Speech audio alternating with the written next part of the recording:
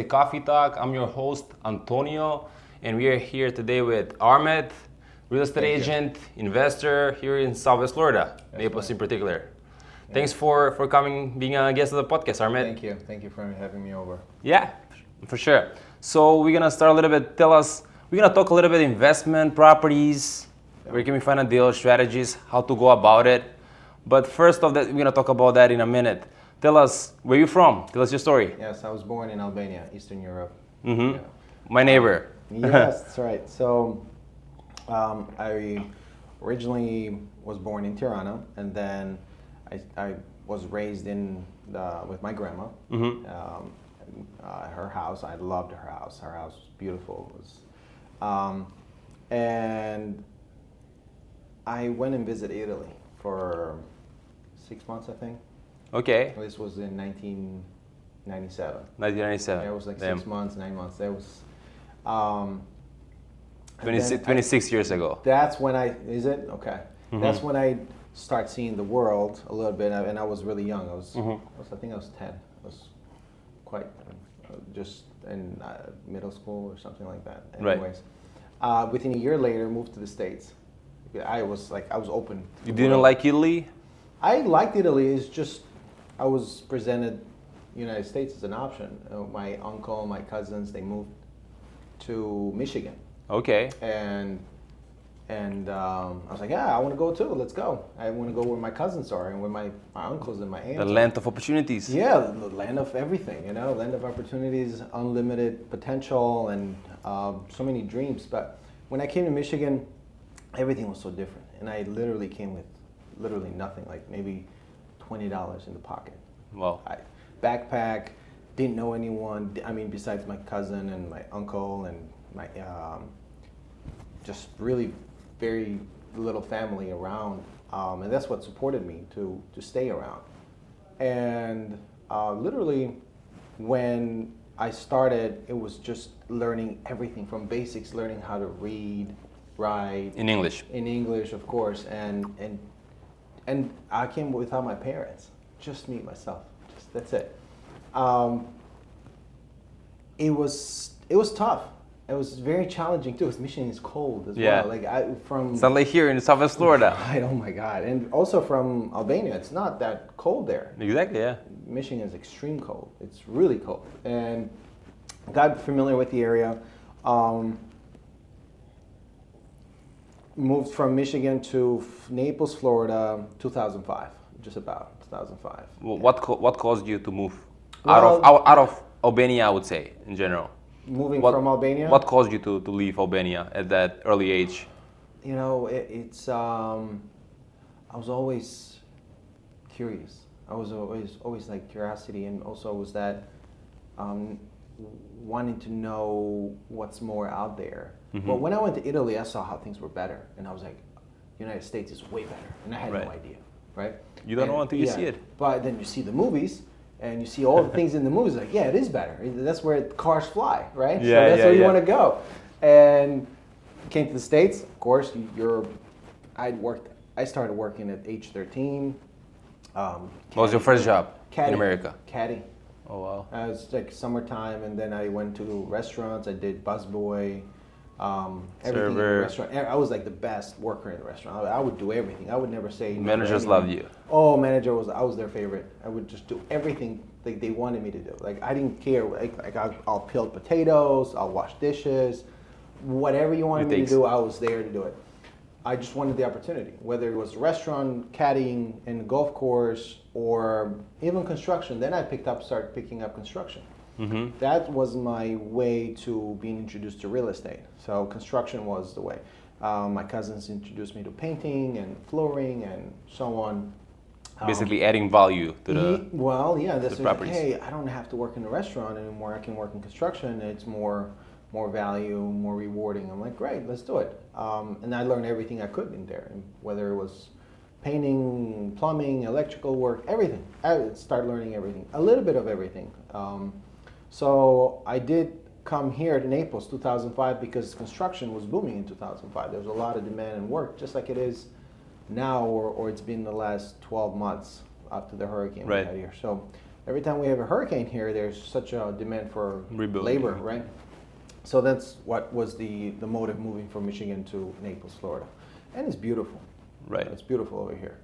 So how did you got into construction? You said, how did you relate to real estate? When did you get your license? So I became a licensed real estate agent in 2000, end of 2014.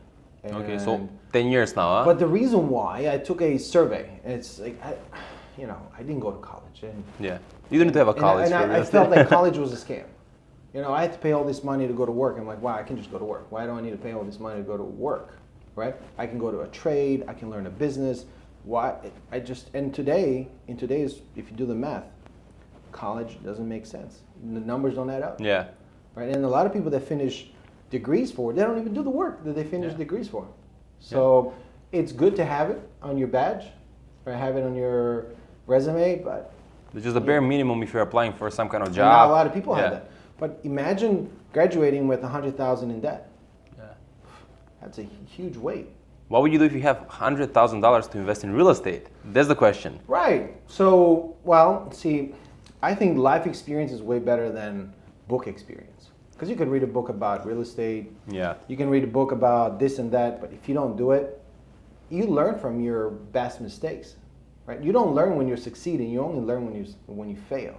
Yeah. So that's how you move forward, and you have to step back sometimes to move forward. I know a lot of agents, real estate agents, mortgage brokers like myself, that got into 2020, 2021, when the market was, at its peak, the rates being 3%, 2.5%. Cool. But now slowly are getting, away from the business. Right. They can make it. Like you said, if Well, the times are easy, you can learn anything. Well, you know how they say, easy times make weak men, difficult times make strong men. Yeah. So this is the difficult times, which is not even difficult. This is like normal. Yeah. People are negotiating. It's more value to the table versus, like it or not, take it or not. No inspection. No financing contingency. Exactly, right? So it's normal business. Like, you go to the dealership, you look for a car, you have options. You can get blue, red, white, versus I only have one car. Yeah, you have to I pay got no cars. $5,000 extra. Yeah, you have to wait now. You have to wait 6 weeks for your car to get delivered. Yeah. Right. So those were not normal days. COVID did that to the economy, did that to the world. So now it's normal. People have to negotiate value. Hey, the roof has issues. You got to fix it. Yeah. Right. You can't just get any house for nothing, or buy a damaged property, or even if it is, you have to give credit and repair it before or after. The buyer buys it. Right. Yeah. So there is value. Now it's normal business, and situations like this is what makes us better as lenders, brokers, investors. When the tide goes low, you find out who is swimming naked, right? That's Warren Buffett, what he says. Exactly. Yeah. The agents that are going to stick around and the lenders are going to stick around right now or next 24 months, because I think that's how long it's going to take before things start stabilizing, maybe 12 to 24 months, is what's going to make you better as a lender. That was going to be my next question. So what are your predictions? We've been hearing the rate's going to go down very soon, but they're staying, for the last year, they've been extremely high. And that's keeping people on the sidelines. They're not buying, they're just waiting. So what's your prediction for next 12 months, 24 months maybe? What are you seeing? I think there will definitely be some adjustments to the ratings, the interest rate, whether it's going to go up or down. Well, nobody really knows, right? They say that it's going to go down. Why? Because we can't weather this. Well, the 7% could become the new normal. Yeah. Right? Or even 6% could become the new normal. You don't want too low. You don't want homes prices to jump up so high like they did. So maybe the new normal is 5% or 6%, and it's just normal. I'd much rather have that than I know that when I go look for a house, the next house I'm going to look for is going to be consistently similar prices versus I'm going to go from one area to the other. It's going to be extremely 100,000 more by the time I'm under contract. It's just too unstable. You want a stable market. So if that's what it means to have a stable market, that's good for everybody. Now, is it too unaffordable? Yes or no, depending on which angle you look at. So 7% could be unaffordable. That's when things start getting corrected, price adjustments gets corrected, but we have too much money that was injected into the economy. Exactly. So there's too much cash flowing around. $1 million is no longer $1 million. Yeah. Right? It's maybe inflation. What is it? Is it $500,000? What is it? We don't really know what it is. The dollar is just losing its value. So by having a high interest rate, I'd much rather have my dollar that I've worked for keep its value versus it's being cut every week or every month. That way, what I'm working for today, I know it's going to be there tomorrow. Yeah. Right? So then we're going to jump into inflation and how you're going to fight inflation. Because inflation is always going to always going to be there. It's always going to be there. Whether it's going to be 2% or 8%, we don't know. But it's definitely not 8%. I mean, if you look at home prices, have not gone up 8%, right? Yeah. They're going up 40%, 50%, 100%. Yeah. Right? If you look at that. So if that's the case, then I'd much rather see the home prices being stable. So that way families are stable. The economy is stable. Well, just to add on what you said, maybe 5 or 6% interest rates is the next normal thing. Because what the 2-3% interest rates lead us to right now is people don't want to sell. Right. Because they're locked into 3% interest rate. If they want to buy the same home, let's say the same price range, their payment would go, 30-40% higher with the new interest rate, right? If they get a new loan, 8%. Right. So people are... Affordability makes no sense, right? Right. So people are just locked. They have, there's a word, golden handcuffs. They're sitting in their loans, and that kind of harms the house on the market, right? There's no enough inventory. Value. But that's where you have to bring value, right, to the consumer. So if you're going to put a house for sale, what are you going to bring to the table? Right? What is the house going to have? How many bedrooms? How many square feet? Pool, amenities, location. You can't just present a house to the market and the market is going to accept your price without giving enough value. So there's going to be some corrections, and people that are speculating going to get hurt. If you speculate on any investment, you will get hurt. You will learn not to do that. Yeah. Right? But it's okay to take some risk. There's if you don't take risk, you don't grow. You need to take risk in life.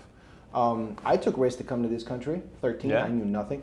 And I tell this to my parents, to my family, and everybody. You cannot stop investing. Because the moment you stop investing, you don't grow anymore. So where do you invest? There's so many areas to invest. You invest in yourself, in skills, right?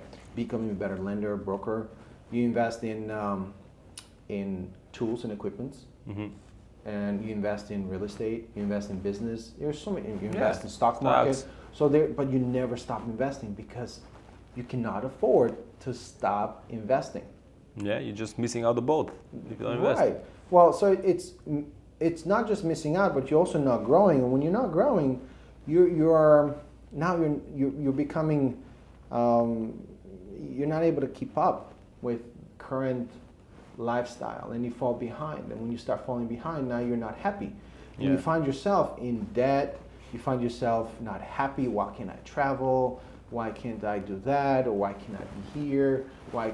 You start finding yourself not happy. So that's why you have to grow. So where you can grow, you can learn a second language. Mm-hmm. You can learn English, right? So if you don't know how to speak English, you learn how to speak English. Right. Better communication. Right. So if you're moving from another country to here, you definitely got to learn English. It's priority number one. Yeah. You can learn Spanish. You can learn... Spanish is huge. Spanish is huge, especially in this area. Absolutely. You can learn a second language or a third language, right? And then after you invest in yourself, certain skills, then you can invest in maybe some tools for your business. Maybe you can start a business, like a certain profession, career. Yep. Take it to the next level. And then then definitely don't forget all the other things you can do in life. Real estate, right? If you stay in your comfort zone the whole time, you're not going to progress in life. But yeah, let's add on that. So real estate, that's why we're here today. That's why we're here. So someone that, let's say, has his house paid off, now it's ready for its second property, comes to you, says, let's say, Armid, we want to buy a new property, investment property. Okay. What are the next steps? Okay. Well. What do you ask first? Sure. What? So depends on how are you going to purchase. Do you have cash? Do you have cash? If they don't have cash, then we're going to have to get a mortgage. That's a good point. So let's say now that they're already pre-qualified, they're gonna put 20% down, and we're gonna go with. So we're gonna look for a property that ideally cash flows, so they can rent it out right away. Yeah. So in today's interest rates, 20% might not cash flow. Yep. Right. So I've done the math. I'm looking around. I'm an investor. I mean, the reason why I became a broker is because I wanted to invest. And how can you understand something better than being a broker? Right? Yeah. You're touching, you're in the field, you're touching people, shaking hands, we're talking to each other, talking to lenders, talking to everybody. Insurance. Right, you get all this information by being an agent, and then you can invest. That was my priority. That's why I wanted to become an agent, because I wanted to really understand real estate so I could invest. You are afraid to invest. The reason why you're afraid to invest in real estate because you don't know. And because you don't know, because the unknown, it's afraid for you to take action. Yeah. Now you're frozen. It's like, oh, well, what if that could happen? What if this happened? Well, he told me that and she told me this. So fear holds you back, puts limitations to you. But I don't blame them, because when you go out in the blue, there's all these real estate agents, all these lenders, all this Absolutely. so many things, and they're just scared. They don't know where to Opinions, start. right? Yeah. Yeah. And everyone has an opinion, right to the point. Where should you invest? How should you invest? How much down? Oh, some people say zero down, Yeah. infinite return. But you know also what comes with zero down, infinite return? Infinite headaches. Right? So you want to balance your life based on what your goals are. Yeah. So 20% might be enough, might not be enough. Maybe 5% is enough. Yeah. Depends on the area and purchase price point. Like you said, so I've been getting loan estimates with, oh yeah, we got 5% interest rate. Cool, but you're paying 2 points for it, 3 points for it. So there's two swords on every story. You know, everything is negotiable in real estate, so that's fine. It's 2 point. I bought 3 properties last year, 7.5 interest rate. Yeah. And I put 20% down, and they cash flow. So it's doable, and because I got a good deal, and I was able to negotiate. The builder also gave brand new houses, by the way. The builder gave me incentives, so there's so much to negotiate. It's perfect. That was last year. This year, perfect to be a buyer. Perfect time to be a buyer. Perfect. Let's talk about that. So it's perfect time to be a buyer. Why do you think right now is the time to buy real estate? I think between now and all the way to December, it's going to be an amazing time to buy. Amazing time to buy. You just have to see what's right for you, right?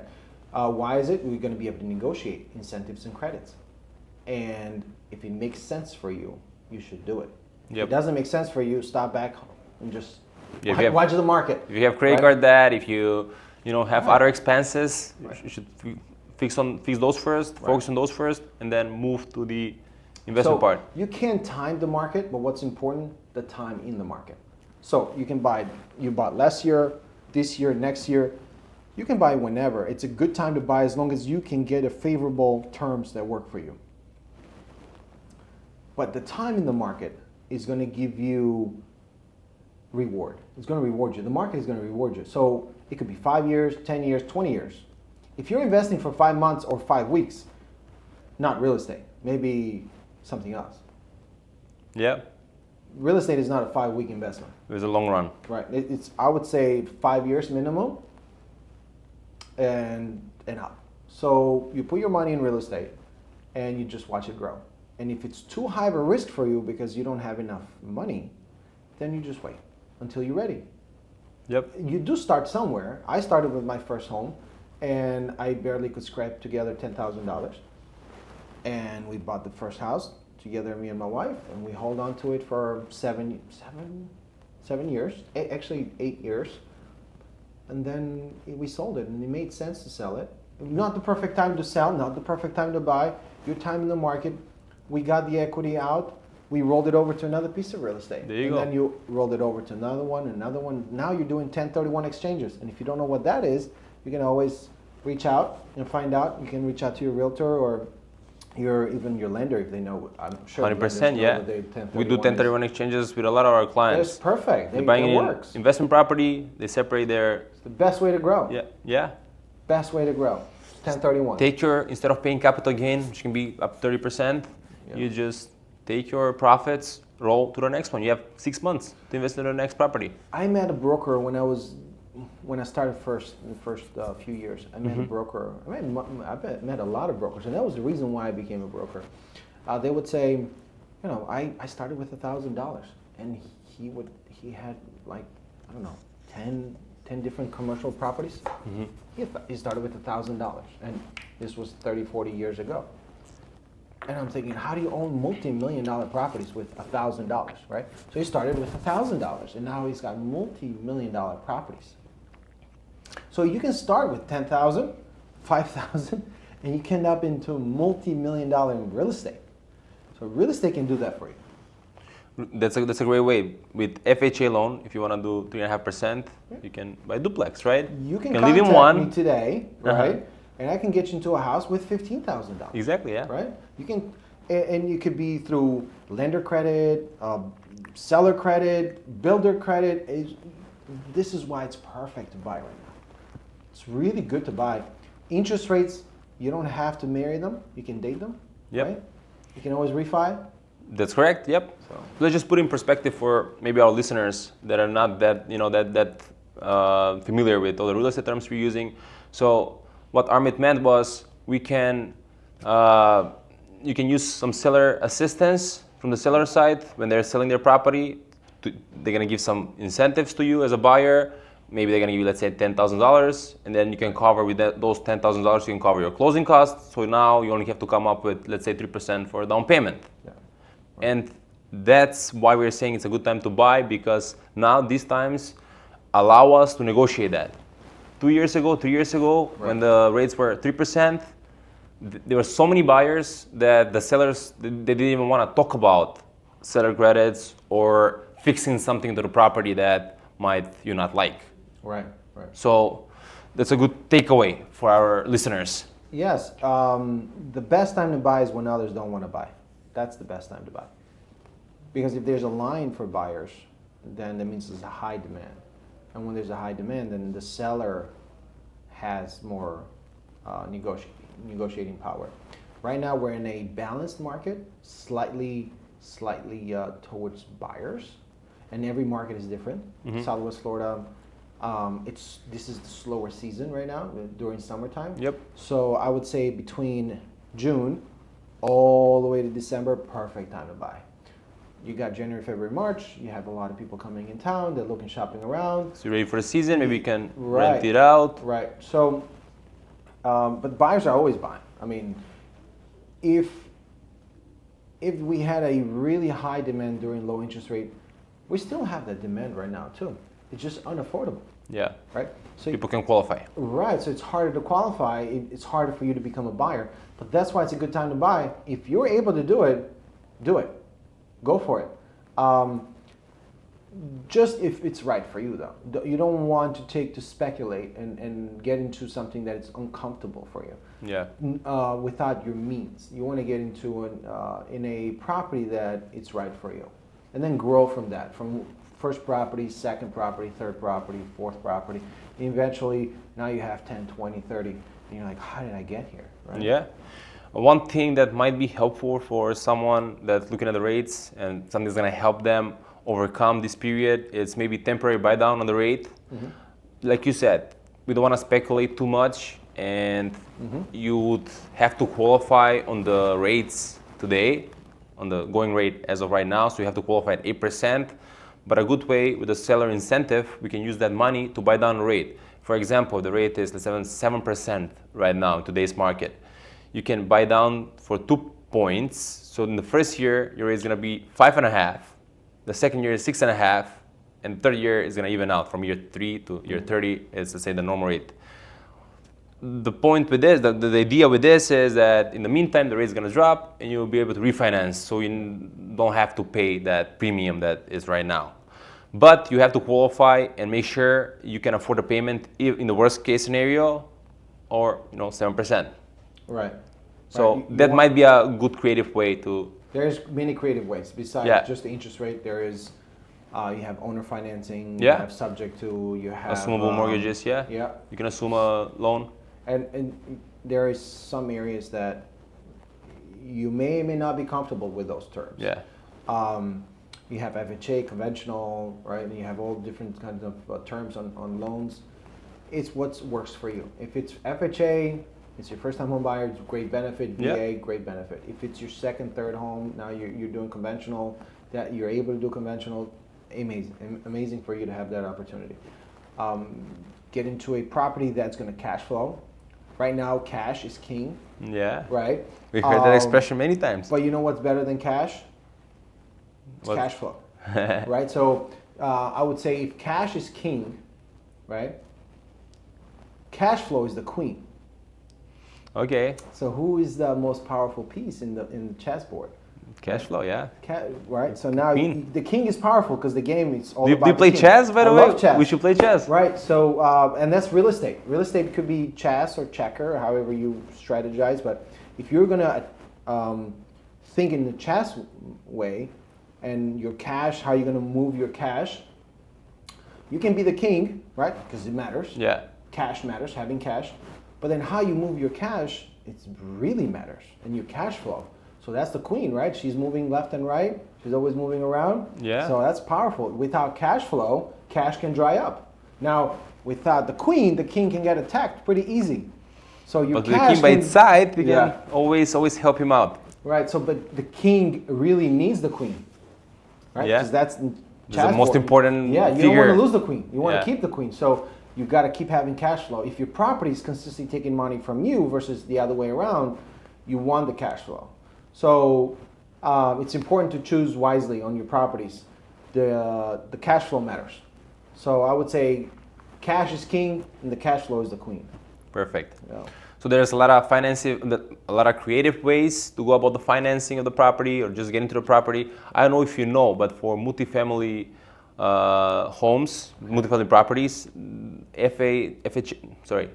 Fannie Mae just announced they're lowering down the down payment requirement. Amazing. So it's 5% now. Amazing. It used to be 10%. It was last month. Last month when they announced. So now with 5% down, you can get into multifamily, so duplex, let's say, or triplex, which you can use the other units as income.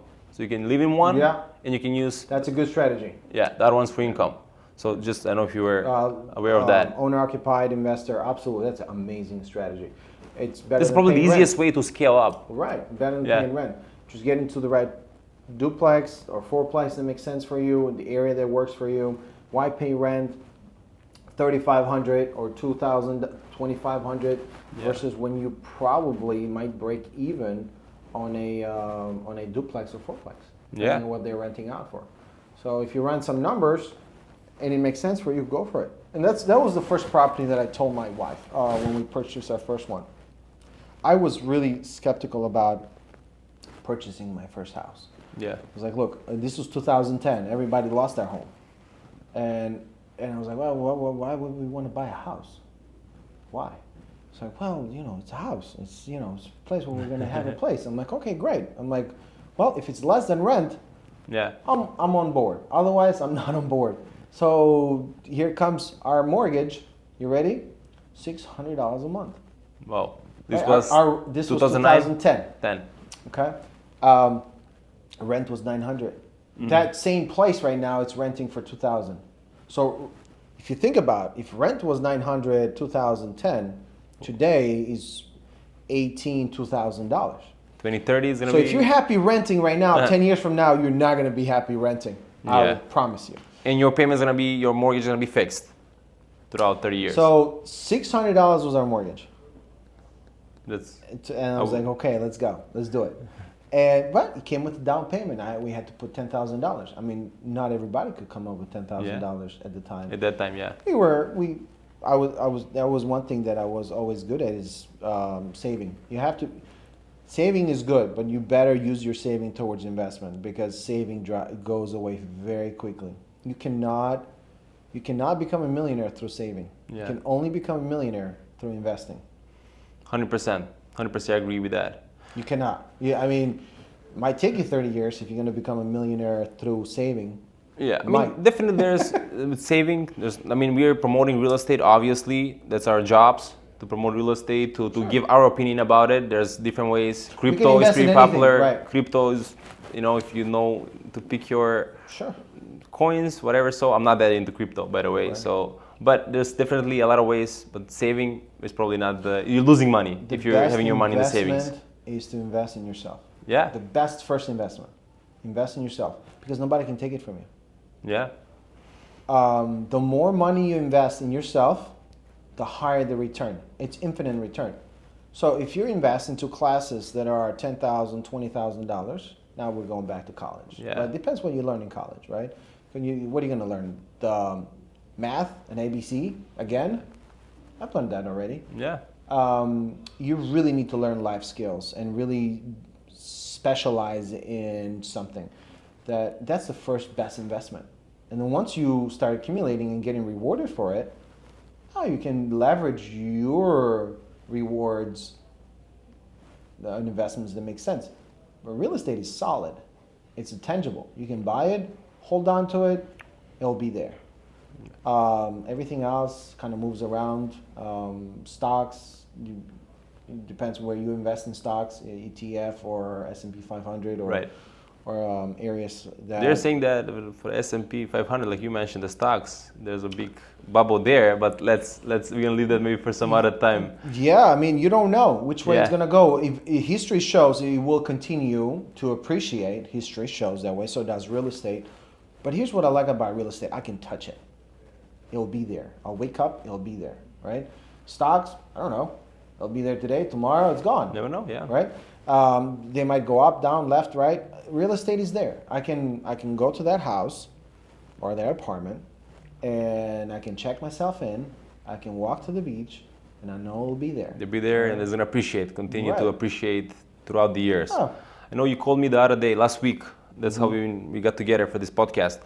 I know you investor yourself. Yes. So actually you told me that you did buy a house, possible flip. Sure. That's happening right now, right? I love it, yes. So actually we tried to pull out a deal together a couple months ago, was it? Yeah. But fell through with the buyers, with the financing. So now you did purchase the property yourself and you're going to do some work to it, right? Tell us more about that. So the plan is to improve Where's the property? It's in South Naples. It's closer to downtown. And it needs some work and love. So enhancing the property, making it better than it is. Once I'm finished with that, then the option is to either resell it or rent it out. Yeah. If I rent it next 3 years, I'll make more money renting it than flipping it. So I don't have no problem if I just rent it and become the landlord. Yep. Right? Or I flip it. But the reason why I flip a property is so I can buy another one. I don't flip it so I could just make more money. I mean, you're going to make more money by holding it. I've learned that. That's number one. Like, you hold on to the property. You get the most appreciation. You will appreciate over time. You'll make more money through rental. Depends how you purchase it. I purchased this property right, so it's how you purchase is important. Price point, terms, conditions, all those are important to you. So you do need to reach out to a professional that can guide you based on your situation. Not everybody's financial situation is the same. Yeah. So. If you don't mind, share us a bit about the property. So just for reference. Yeah. So what needs to be done to the property, and where you see like the after repair value? What are you looking at? Yeah, I can run some numbers very quick. Yeah, perfect. It's a very small house near downtown. Land is what it's worth, more than the building itself. I purchased it for $300,000. I am doing some stucco work, enhancement, painting, cleaning. Putting central AC versus from window AC. Did a little bit of wood repair throughout the house. Okay. Make sure everything is in good shape for the tenant. Is there any major improvements that need to be done? Not really. This is more cosmetic, I would say. But it's a smaller house. It's an older Yep. house, 1950s. Most people would get scared of it, and that's where the opportunities are, right? So people are thinking like, where are the opportunities? They're everywhere. You just have to have the right lenses, right? Right. They're everywhere every day. Not everybody sees them because you're not trained to see it. And a professional like us can identify the opportunity, and you have to pencil it. If it pencils out as a rental, great. If it pencils out as holding it for a long term, fine. And then if it's your reward is to resell it so you can purchase another property, great. Either way, holding on to real estate, it's the way to go. So anyways, I purchased it for $300. Probably gonna have about 30 to 40,000 in repairs and enhancements. I would say repair and enhancements. And resale value, it's approximately 400 to 425, and I've seen as high as 450, 475. It all depends on the improvements on the property. So let's just assume it's 425. Approximate return on the property, it's maybe 75 after resale cost, because you do have resale cost. Absolutely. That's 75,000 if I resold it, right? Profit. Then I can roll it over to another property, right? So I'm not in a rush to sell it. I would much rather hold it for 12 months, right? So now it's a long-term capital gain versus short-term capital gain. Exactly. Or even rent it for a little while before I sell it. So I don't have to flip it right away. I mean, it's a quick hit, right? Why? What's the rush? Yep. Right. Perfect. There's a example that there's opportunities everywhere, and you can find one, like you said, if you buy it in the right way, and you can definitely make some profit out of it. You mentioned the land is worth more than the property itself. Of course. I've seen that in a lot of places, a lot of areas in Naples, in particular. I don't know. I can mention Naples Park, the whole area. The houses are not worth. I specialize in Naples Park. Yes, I'm very familiar with it. It's amazing. You can buy land for 600,000, and you can buy a house with the land for 650. Yeah. So what is the building worth? 50,000, right? Well, then the buyer goes in. Well, there's something wrong with the roof, the windows, the kitchen. So what? The land is 600,000. Yeah. You have options. Depends your strategy. Are you going to fix it and rent it, fix it and flip it? Flippers don't make money. Yeah. Flippers make money, but you constantly have to flip. You know, you make money on holding it. So in this particular case of mine, I could make 70,000, 50,000, 80,000. Okay, sure. But then also I could hold it for 3 years and make 75,000 on rental. And then you have tax depreciation, which it's awesome. And then you still can make 75,000 on reselling it. You might even make 150,000 if you hold it long enough. Right. And you still made money on the rental. So it's a blessing. That's why if you look at throughout the world history, going back to the centuries, 15 centuries, right? Who did well? Kings and lords, right? Lords who hold land. Whole land. All right, you're holding land, you rent the land out, the farmers are working. The farmers are not the one who are making the money. It's the landlord making the money. Yeah. Right? So you want to become landlord. Own as much land as possible with the cash flow, because remember, the queen. You need the queen. You need the cash flow.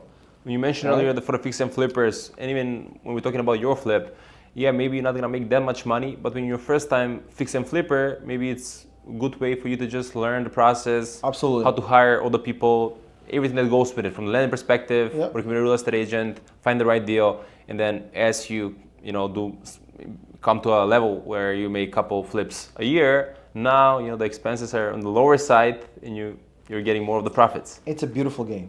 Yeah. That's why I compare it to chess, because you have to strategize a little bit.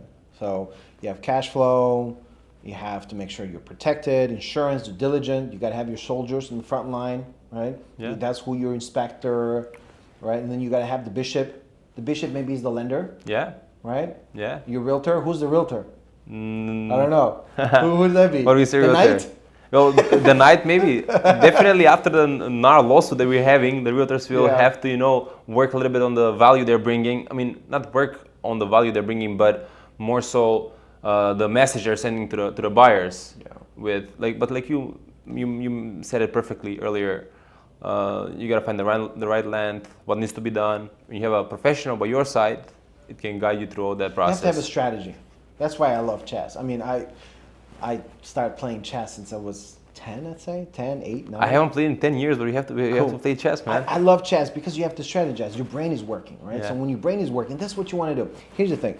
People that work for a W-2, you're working 9 to 5, your brain is not working. It's only working for what your boss is telling you to do. Yeah. And you're like, okay, I got to go and work and earn my pay and that's it. No, your brain is not working. When you have to work for yourself, that's when your brain is working. Because now, like you work for yourself. We work for 100%. Ourselves, right? So your brain is working. What can I do? Right? Every single day. Right. So what can I do to help my clients, serve them better, have the edge on the market? Yeah. That is creative thinking. Once you start having creative thinking, then you can strategize and become better person to the others. And now you're bringing value to the others and yourself. You gotta live with value. Your brain is starting to work. But if you went and punched in and punched out, your brain is not working. You're a robot. Punch in, punch out, pretty much. And it's okay to start there. I was there. I started there. But before you know it, you're not happy because you're not growing. And if you're not growing, you're not happy. And that's why real estate is going to continue to do well. I believe the American dream is going to continue to do fantastic. I believe in this country. So, I mean, this is #1 country for capitalism, and we got to keep it that way. We got to keep it a capitalist country. Otherwise, I don't know. Then I have to move I have to move to the moon or somewhere. I don't know. Dubai. I don't know. Dubai? Maybe, yeah. Yeah, we got to keep it capitalist because here's the thing. Capitalism drives prices down. The moment you start having, homes should be a lot more affordable. Yeah. Because builders are building, there's more inventory coming, contractors compete. Now it's a competitive market. Lenders are competing, realtors are competing. It's capitalism. But the moment the government steps in and says, "Oh, no, you can't do that," well, now it's not capitalism. Now it's more socialism. Yeah. So now what happens? The prices go up, prices go left. Everybody's confused. Yeah. So I believe in this country, it'll have its ups and downs, left and rights. Yeah. But it will do well. We will do well in the long run. Absolutely. This country is beyond blessed. Yeah, we're happy to be here. Yeah, 100%. We're coming to the end of our conversation. Let's just for a little bit last thoughts here. We mentioned Naples Park earlier. Can you give us some insight of maybe some other neighborhoods you will look into if you're looking to invest right now in real estate here in Naples? Naples. Yeah. Okay. Maybe it can be Fort Myers, the whole Southwest Florida area, Cape Coral. There's a lot of hidden gems. Exactly. For sure. And you have to strategize based on what your investment strategies are. Of course, that depends on so many variables, but the price range, all that stuff. But let's say you're looking for 500,000 price range, and you would wanna buy somewhere where it's gonna, maybe the land's gonna grow. I mean, the whole area is gonna boom couple years from now. What's your go-to? What's your go-to? What's my go-to? So think about this. When you're looking in stock market, right? You're like, oh, what's a good value company, right? So the same thing you got to do with real estate. What's a good value piece of real estate that makes sense? That it's there, hidden. It's not appreciated right now, but it will. Yeah. And it's like very up and coming area. So Naples has a lot of those areas. That's where I bought the $300,000 property, right? I bought it there for $300,000. Everybody looked at it. They were starting to be like, this has this issue, it's got that issue. So what, it got these issues? That's where I come in to fix those issues. Because if it doesn't have issues, then what am I gonna do? Yeah. Right? So you gotta fix issues, otherwise there's no value in the market. So that's where the hidden gems are. They could be right in front of your face for 200 plus days, right? 200 plus days on the market, it's there. The seller is motivated. Yeah. It's not even hidden, it's like right there. You just have to have the right lens and guidance to what makes sense. So in this case, that was the property that I picked. And great location, up and coming area, priced well, affordable. Just take action. So once you have enough information, then the fear goes away. Because what's holding everybody back is fear. Fear goes away. and then you take action. Now you might be more conservative towards your investment, and that's perfectly fine. But there's a lot of up and coming areas. I would look at areas like Naples Park, for example. Yeah. Right? Naples Park was up and coming area when I bought there, and it was in the 300s. Yeah. Okay, so find something. When was this? 2015, 2016? When I bought there in the low 200s, and they were for 300. So I already was winning. I was like right away in the winning. How many years was this ago? 2017. 2017. So now in Naples Park you can't touch it less than 600. Yeah. So what if you got something in Naples Park right now for 500? Like they're 600. Yeah. You're already winning, right? Well, you can find other spots in Naples area that are in the 300 to 400,000 that are within a mile or 2 miles to the beach. Perfect. You're winning. Yep. Right? You can find those areas, or depends the kind of buyer you are. You can buy a penthouse. It's very exclusive. Not many people can buy it. It's like Bitcoin. Yeah. It's very limited inventory. You can buy a bunch of single family homes or condos anywhere, but a penthouse with specific angle, with specific view, with specific location, it's gonna always just very limited. Yeah. So now it's gonna always be on demand. Right. There's always gonna be that, and at that price point, so it's a different strategy of investment. That's why you always have to think about what's my strategy. Now, it is still a seller's market when it comes to affordable housing, as long as the house has value and it presents itself well.